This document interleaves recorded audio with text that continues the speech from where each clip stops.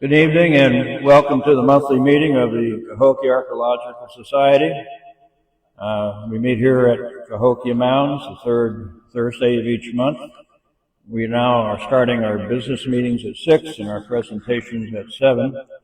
And we hope to see you all join us for the future programs as well.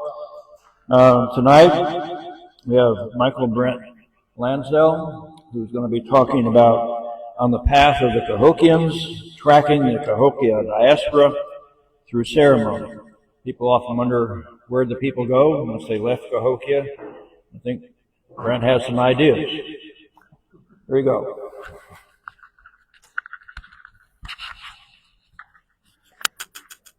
So this is a half-baked idea that I've resurrected.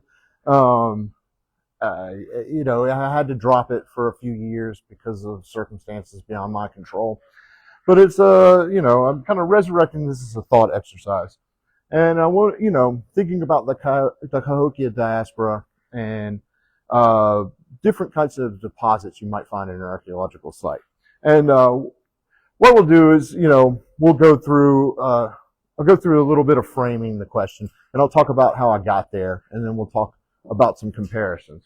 So this is just a brief history of Cahokia for those who aren't aware. We have a late woodland establishing of a local culture, local homeland, development of more social, big towns and stuff during the Trumbull Late Woodland, the Cahokia Big Bang, the apex during the Sterling phase. And then during the Moorhead, we start to have the decline of Cahokia. And then during the Sand Prairie, of course, we get abandonment, or most abandonment. It is not completely abandoned. So where did all the living people go? Now, there's a lot of problems with following this path. I just highlighted a few of them, but one of them is the uneven coverage of archaeological investigations. We know a lot about Cahokia. We know a lot about the American bottom, mainly because we're in a metropolitan area and a lot of, archaeology has happened to, facilitate the construction of infrastructure projects and that kind of stuff. There's a lot of provincialism in archaeology. And because of that, sometimes we talk past each other, when we talk to, people from different regions and stuff. And then there are a lot of entrenched regional chronologies that lack supporting data. Now, and mainly, you'll see a lot of this. People will just put their, start of Mississippian at about 1050, because we have the most, evidence of the start of the Mississippian period during 1050 CE, and that's from here. But, the local chronologies don't always support that. There's been a lot of work that's begun on the diaspora. We have a special journal session for the Journal of Archaeological and Method and Theory. And then we have dissertations. And I highlight this one because I don't know that Dr. Lulowitz would view this as a Cahokia Diaspora dissertation. But when I look at the data that they have, it has an influx of people into East Tennessee and North Georgia, 1150 to 1200. Then there is another influx of people into North Georgia and East Tennessee after 1325. And that kind of melds with what happens up here at Cahokia and elsewhere. Now, how I got here. Probably about 2014, and I was still only been at ISAS for a couple of years. I was handed a series of projects to write them up. And one of them was the Perrine site. It's in Union County. It's located on the Mississippi River floodplain. And it's not a very big site. It encompasses about 5 acres. And about 25% of the site was affected by the expansion of Route 3. Unfortunately, the remainder of the site has since been land leveled for rice agriculture, so it's possible that most of the site is gone now. Here's a close-up at the Perrine site. 24 Mississippian features, one structure, it's been rebuilt, has some internal partitions, structure has some internal pits. There's 11 external pits, and there's one massive pit that is an amorphous 8 by 7 meters in plan and 1 meter deep. It has a total of 21 different fill zones. Here's a picture of the structure. The structure had the second highest amount of material at the site. We also had some posts that were made of red cedar. Some very interesting things about this structure by itself. It's, I'm not going to go into that here, but it could possibly be a late Mississippian nodal site type situation like we have up here in the American Bottom earlier. This is the massive pit feature. And I did not excavate this pit, so where it's cut here, this is our profile line. Don't blame me for that. So anyway, but as you can see, it's approximately 1 meter deep at its deepest. It's a basin-shaped pit, and it's got a lot of different zoning in it. The material distribution of the site. This feature, the massive pit, feature 40, contains most of the material classes at the site. It contains 50% of the ceramics by weight, 47% of the lithics by weight, 60% of the faunal specimens, and 48% of the floral specimens. Other notable patterns from feature 40 include the presence of 67% of the identifiable vessels from the site, and all of the identifiable points, including 3 curated points. Now, there were special deposits with this site, so I will be showing you some AI sketchings of the artifacts and not the actual artifacts themselves from this particular feature. But I will show you some from the rest of the site. This is just a breakdown of what we have. Vessel assemblage, we have 502 vessels, and again, 67% of them are from this one feature, feature 40. It's mostly jars, followed by bowls and funnels, plates, pans, miniature jars, and miniature bowls, and bottles comprise the remainder. There are a few decorated vessels, including 2 effigy vessels. Here's some ceramics from the rest of the site, and we have some standard Mississippian jars up here with big strap handles. We got a lot of plates. We got some miniature vessels, and then we also have a lot of funnels at this site. And for those who don't know what funnels are, they're vessels with holes in the bottom of them, and they function probably much like stumpware in the creation of a lime mixture to shell the corn to create hominy out of it. So and I've never used AI until this, and it worked out all right. I mean, I'm sorry for any future archaeological illustrators, because but anyway, we have a hooded bottle. Here is the fish effigy here, 2 pieces of it. You can see the mouth of the fish and the eye. This is a miniature jar. This is a decorated funnel that we had. And this is the top of a hooded bottle with a cone head effigy on it. Here are our points, and we have several Madison points. And then we have 3 curated points. One of the curated points is a late Paleo point. Another one is an early Archaic. And the third one is a late Archaic. And these were all found in the feature 40 in secure context. So the faunal assemblage. Mammals comprise most of everything. There are, and all of these kind of exotic things come from the feature 40. But we have, elk, bear, coyote and dog, bison, then the normal medium to small little mammals you find in the area. Have a lot of avian resources, including turkey, duck, swan, and Canadian geese. The aquatic resources comprise 25% of the assemblage, and the assemblage overall is most like that from Wycliffe, where they have a reliance both on aquatic and terrestrial resources. I think that's all there. The significance of the faunal assemblage is the amount of stuff found in the feature 40 fill, and we need to quantify that better. We have a feature count, and from different, it just needs to be, the data needs to be presented better. That's why this is kind of half baked. Some of this stuff needs to be done still. Sure. Oh no. Oh, sorry.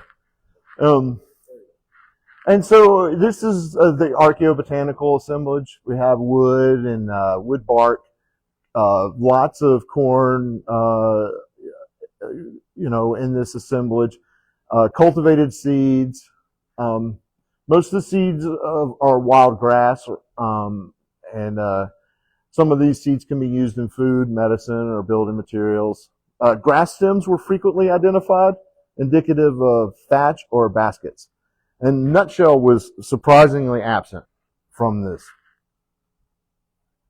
Now, the dating of this Perrine site, we took 2 radiocarbon dates, one of them from Feature 40 itself. And it dates to, about the early 1300s, which is called the Tinsley Hill phase in southern Illinois.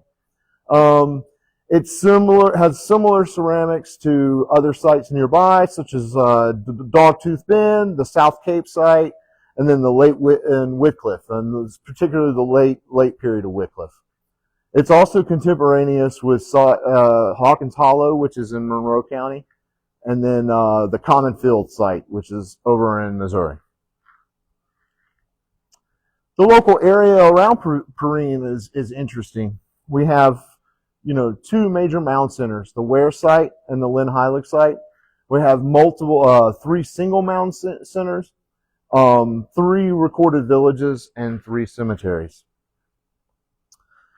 Now, concepts of an idea. Where have I seen this before? I was hired at ISAS in 2011 as a supervisor for the New Mississippi River Project to work on the East St. Louis excavations. We had these pits called massive pits, and that is exactly what they are. We had 13 of them associated with the Terminal Lake Woodland period, 2 sub-period. We had 3 massive pits dating to the Loman phase and 3 massive pits dating to the Sterling. Now, I got to question, are these pits serving the same function? And can these pits be related and practiced through time? So, these pits have distinct zoning, distinct deposition of materials in distinct layers within. You'll have some layers, you'll have multiple layers where there's nothing. Then you'll have lots of material all in a few set layers. And so I just got thinking about that, and having this site down at Perrine, it was, and being later, it got me thinking about the back and forth between the 2 areas. So we're going to I'm not going to look at the Terminal Lake Woodland 2 pits. There's 13 of them. But suffice to say that you can fit a Volkswagen Bug in them. That's how big they are. So they're a little bit different than these. So that got me thinking, why are some massive pits different than others? And here we have a Loman one, 2 Loman ones. Oh, sorry. Let's go back. Wrong button. So we have these, and they come in 2 distinct shapes. One's a cylindrical, with a flat bottom usually, and then another one is a basin shape. And then here we have the Sterling, and we have the same situation here. So we have these kind of flat one. This one's kind of flat bottom, but it's definitely cylindrical in its walls. And then we have this basin-shaped pit. All of them have lots of different zoning and zoning fill zones and all that stuff. So I wanted to compare those 2 pits. What was their material like? And so we get an idea of the different, just looking at the vessels that were contained in them. And you're starting to see a little bit, these have a similar amount of vessels, a similar variation in the Loman. There's more vessel types in the Sterling. But this one, if you look at 1470, look at the counts versus the others. And then that's more in line with the counts we got at the Perrine site, where we had over 300 vessels in one feature. So we decided let's compare the faunal remains. And as we can see, the faunal remains are not evenly distributed between these features. Even in the Terminal Lake Woodland, you have distinct ones with distinctly high counts of faunal remains, especially deer. And that's the same in the Loman and the Sterling. We have this 1897 was our basin-shaped massive pit, and 1970 was our basin-shaped pit in the Sterling. So, and then we're going to look at the botanicals, and there's a lot of variation going on here. 1870, our other basin-shaped pit contained 20% of the recovered seeds from all Loman phase features at East St. Louis, which is a lot. So there was a lot of seeds in that pit. A lot of centipod, but a low maize count. And then 4027 had the most erect knotweed and the most maize for the Loman phase. It also had the most grass stems. So we look at the Sterling massive pits, and we can see lots of wood, lots of seeds and maize in this 0079. And then 1970, our other basin-shaped pit, we have over 1,400 seeds, 89% from cultivated crops, lots of maize, and some red cedar. So that's some mixed results. Without doing back of the napkin math, without doing any really kind of analysis or anything, there's a little bit of mixing going on. So it brings me to the Finger site, which is located down here by the Cahokia Industrial Complex, Industrial Park, down by the East St. Louis downtown airport. And this is a large pit, circular pit, 2 meters deep, 53 centimeters, or 2 meters wide, 52 centimeters deep. There were 5 primary zones with 25 subzones. In situ burned material. It contained 20% of the Moorhead ceramics from the site and 40% of the faunal material from the site.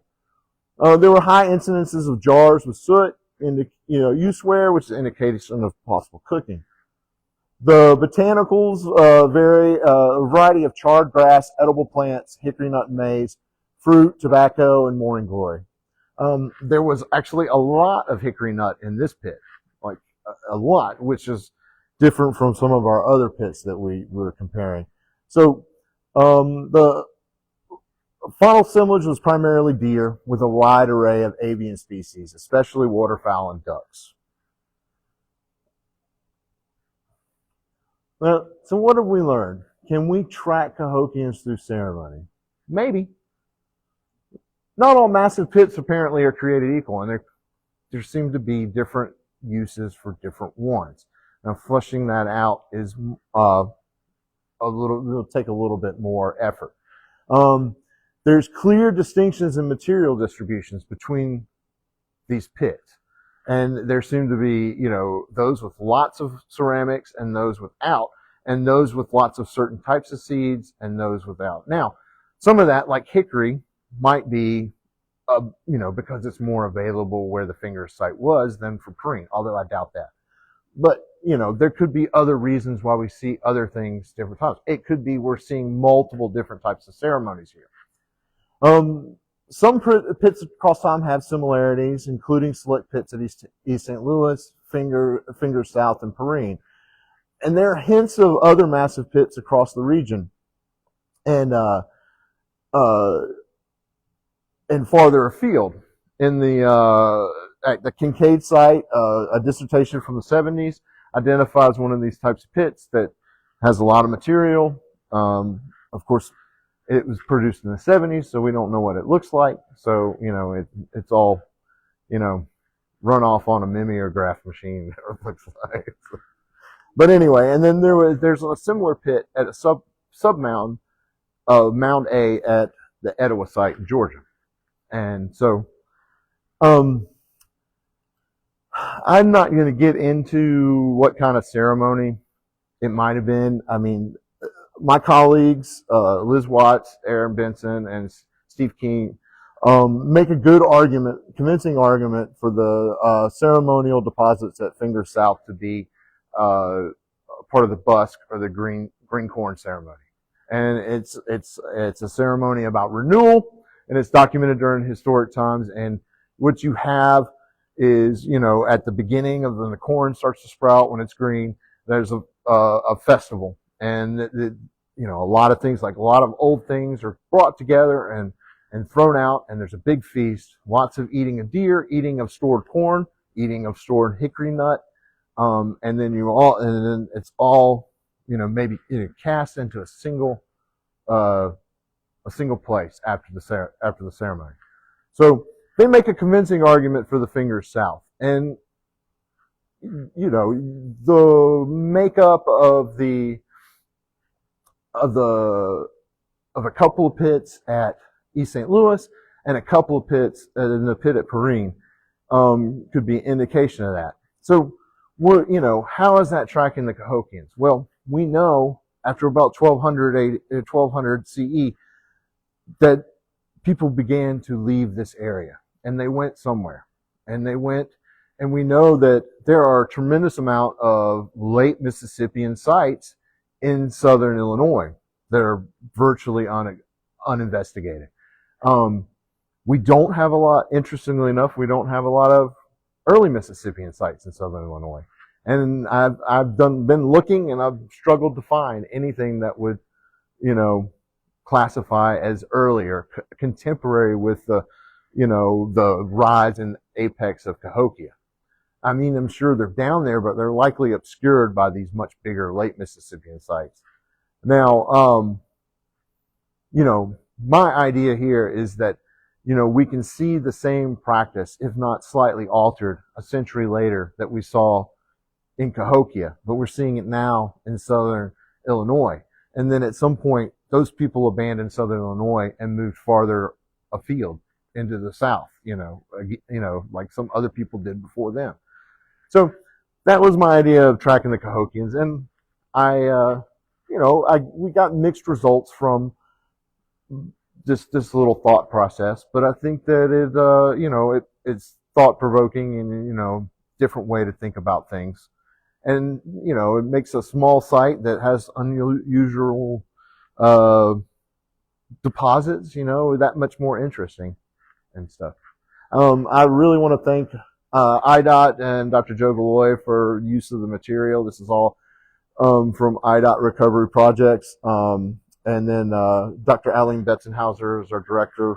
Our director at ABFS is Dr. Aaron Betzenhausen, and then Liz Watts, Mary Simon, Mary King, Steve Kuhn, Ali Huber, and they all contributed data to this from their previous reports, and then of course the Cahokia Archaeological Society and all the ABFS people.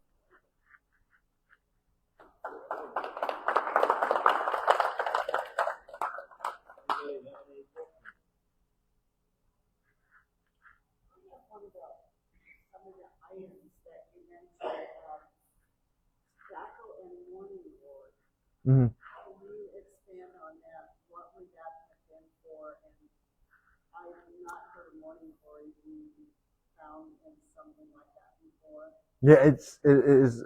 I mean, it is found. I don't know how frequently it's found, but it is found, and it does have hallucinogenic properties. So, and then tobacco is a ceremonial. I'm sorry. Oh well, I don't know. They were recovered in the same feature, but I don't know. Yeah, I mean, I'm not certain on that. So they co.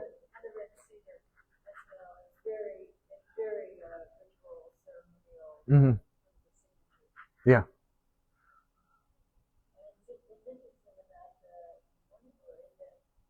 We're not sure how much the local species, have the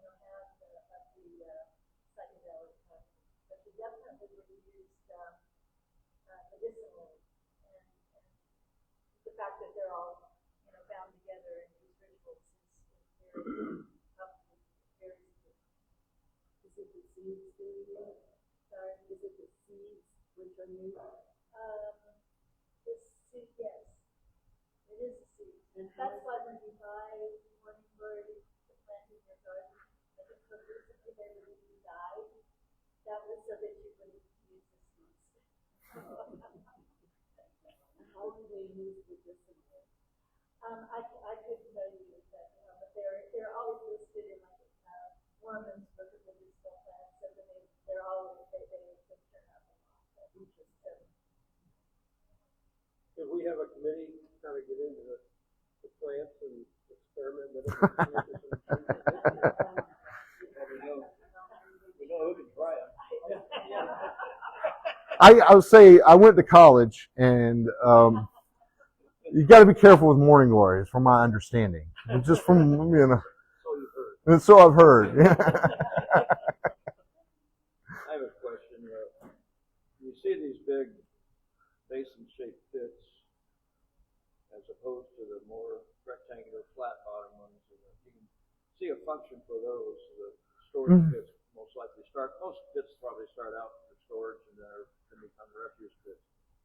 I wonder if anybody's looked into how these big pits may have functioned initially. Were they dug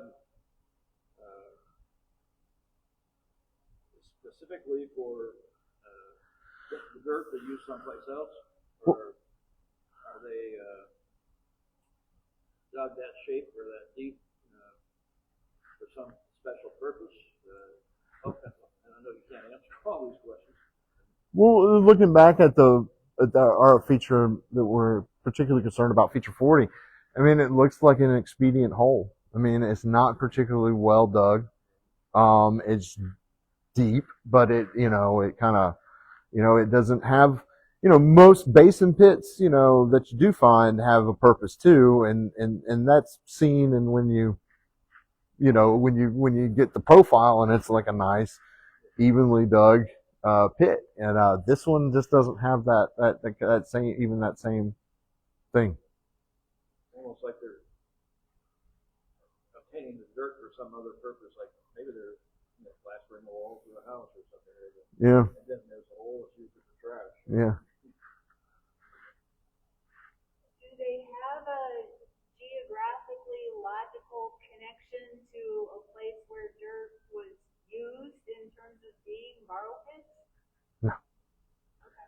This is a small site, and then if you look at where it's located in relation to it's the other sites, I mean, this is the sites we know about. There are 21 Mississippian sites around here, but a lot of them are on these there's these point bar deposits that stretch out this way, and there's just multi-component sites, so you can't really tell. There's a Mississippian occupation, but how intensive, you don't know. But we do know that there are several mound groups, and ISAS has recently done geophys at Lynn Heilig and at the Ware site. And I mean, I'm trying to get those guys to come down and present that evidence for one of the talks. But the stuff at the Lynn Heilig site is amazing.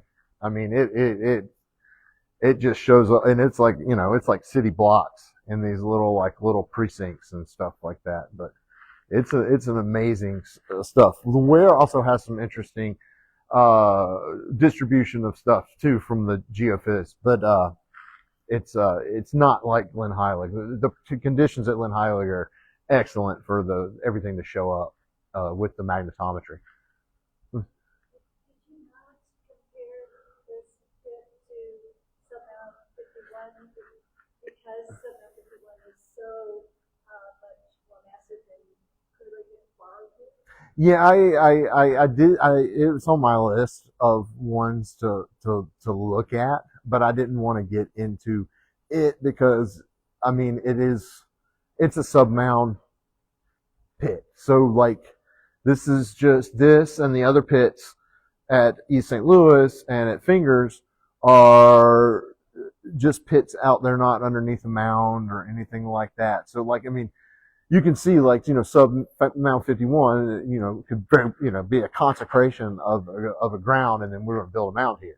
I don't know. I haven't looked at it specifically, but y'all would know more than me. So, yeah, I knew it had a lot of similarity. There were a lot of similarities to it, but I'm mostly just to keep it simple.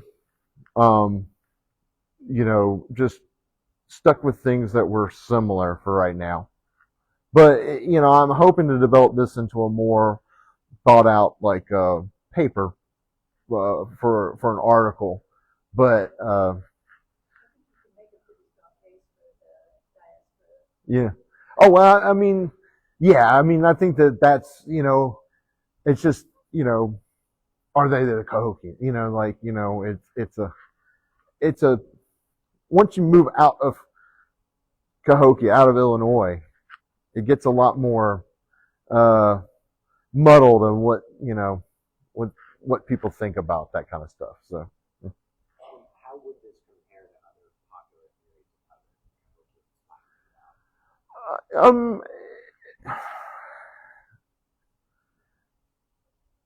theories? That's not. I mean, there are. Yeah, that's a broad question, and there's a lot of people who have a lot of different interpretations of that, I suppose. But the thing we know is that Mississippian, the idea, like a friend of mine used to say that Mississippian was like a lifestyle. Like you chose to be Mississippian, and that this lifestyle, well, maybe you chose to a degree, and maybe it was chosen for you, depending on who you were. But this lifestyle we see its continuation in the South, to the Southeast. I always look at all these smaller mound centers growing up. I look at people trying to recreate some aspect of Cahokia. Now, given all the warfare that's happened, it might be more of the political side that developed out of Cahokia just coming about. We see the changes in iconography after 1200, the building of fortifications at big centers. There's clearly a lot of strife going on, and that, quite frankly, sounds more like internal political competition. To me. I mean, there's other people would disagree, I'm sure. So. Do you have enough information on these other sites around it that you can tighten up the dates when they're occupied too? No. I mean, I know that Lynn Heilig and Ware are probably post 1200 because Lynn Heilig especially was in the Cyrus Thomas reports, and they described a entrenchment or a fortification wall, embankment wall being present. So you can kind of guess maybe that's probably a palisade. Now, it didn't show up so great in the geophys. And that's just weird considering everything else showed up so well there. But I only got a glimpse of it, and I'm not involved in the analysis. They might have been able to tweak it out of the data, a little bit better than I saw. Larry? When you have your funnel analysis, were the seeds scattered through different zones, or were they isolated to single zones? A lot of and this is something I want to do further with the Perrine assemblage, is isolated by zone, but there is a lot of variation in the deposits. Like some zones have virtually nothing, while other zones have a lot more. We see that with at the East St. Louis, these two pits here, or these two massive pits in the Sterling, and you see that like their seed counts, they're vastly different. Like this one, like just skews the whole thing. This one particular zone skews the whole thing, and we have a situation similar to that applies to the ceramics, the faunal, and the botanical, and the lithics in the pit at Perrine site. That makes it so hard to do averages. It just makes you can pick what you want. Yeah, and not to disparage the person who dug this site. It was a difficult site, especially if you didn't have a lot of experience. But there's a lot lost in them just trying to figure out what was going on. Like that was so like you can see that in the notes, because they kept meticulous notes. But there's a lot of like, I don't know what I'm seeing here. And unfortunately, that came across when the site got reported back to higher ups. So this site's reported in some like very gray literature. I mean, it's gonna be hard to find anything written about it right now. But that's just because the significance of what was in that particular pit was not necessarily recognized at the time. And then, So that's what I'm trying to rectify by getting it out there as an article or something. Yeah. It's in grade. It's a ATSR. So it's a archaeological testing short report. So it's actually a full report size. There's a lot of data in there, but it's not like anything that's readily available. Like ISAS, we have our research reports and studies in archaeology and stuff. John?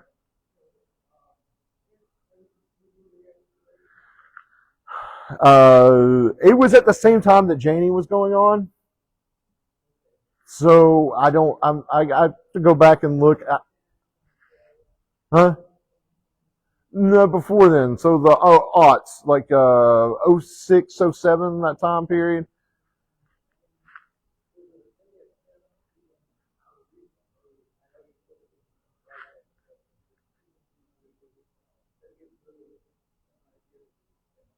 No, there hasn't been a, huh? It would be. Yeah. I mean, I don't necessarily, I just know that they've put it in rice agriculture and they've modified the landscape around it, but I don't know if they might have just filled in low areas. Yeah. So,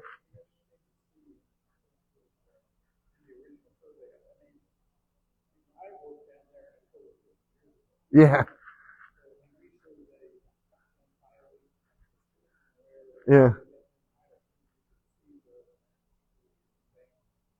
Yeah.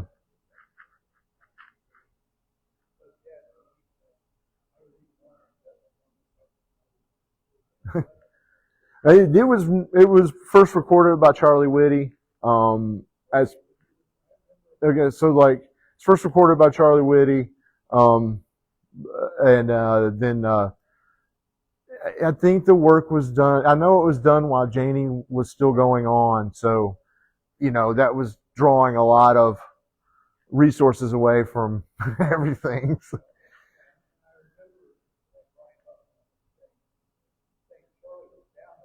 Yeah. No, yeah, it was south of Ware, just, yeah. It's basically the road, like they were expanding Route 3 from about just south of Ware to just to the Union County line, which is just south of here. Reynoldsville. Yeah,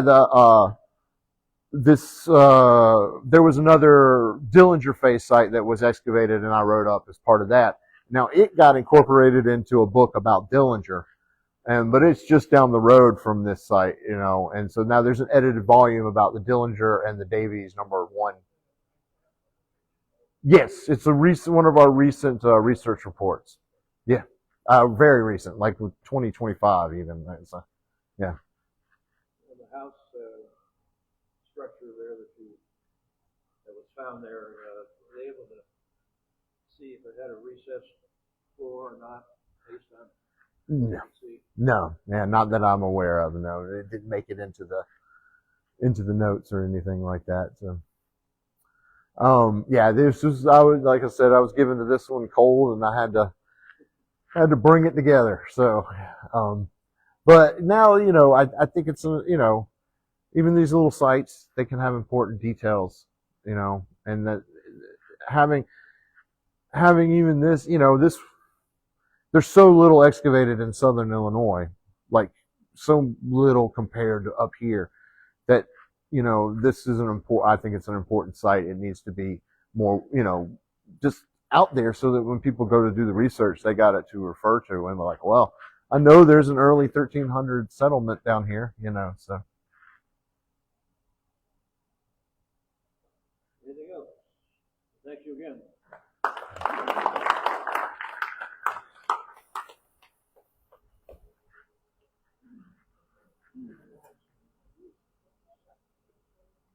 Save your battery. Yeah.